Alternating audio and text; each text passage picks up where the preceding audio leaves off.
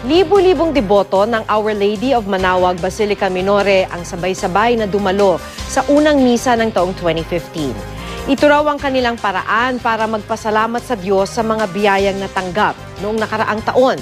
Makibalita tayo live kay Lilian Tiburcio ng GMA Dagupan.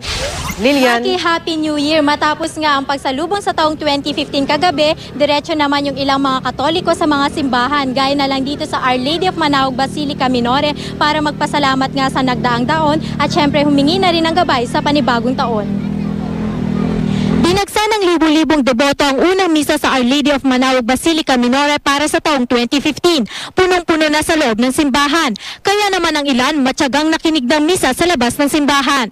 Ayon sa mga deboto, dumalo sila sa unang misa para sa taong ito para ipagpasalamat ang mga biyayang natanggap sa nakaraang taon. Darling, this is Mama Mary's Day and this is the start of the new year, so we have to be thankful. Una-una, syempre, we have to be thankful to the Lord na we're still alive. I'm with my family.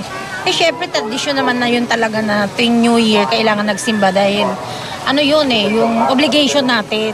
Dumayo rin ang ilang foreigners sa simbahan, gaya ni Jason na mula pa sa California. Well, it's very interesting. I haven't seen anything like it before. So, it's nice. Maganda simula naman daw ito sa kabuhayan ng mga tindera. Mabentang-mabenta ang paninda nilang souvenirs kaya kumita sila ngayong araw. Ay, marami talaga. Tignan mo, marami na akong nabinta. Sa dami ng bisita, bumigat na rin ang daloy ng trapiko. Pila-pila rin ang mga sasakyang papunta sa simbahan. Nag-iikot naman ang tourist police gamit ang kanilang bisikleta para gabayan at tiyakin ang seguridad ng mga deboto at bisita sa simbahan. Medyo dinagsa yung ating simbahan ng mga deboto, yung security preparation natin na ginagawa sa mga malalaking event na gagagaya nito, dinoble ho natin yung tropa natin na nakadeploy sa labas at loob ng simbahan. Katulong na rin yung mga BFATO na kasama natin at itong mga...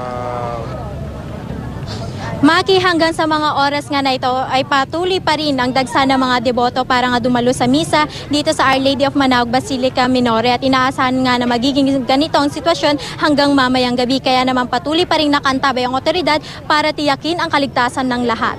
Yan muna latest mula dito sa Manaoag, Pangasinan. Lilian Tiburcio, Nagbabalita, Pilipinas.